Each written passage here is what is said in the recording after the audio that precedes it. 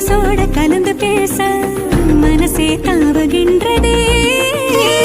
தாயின் உடல் சூட்ட மறவாத குழந்தை போல உசுரே ஊறுகின்றதே.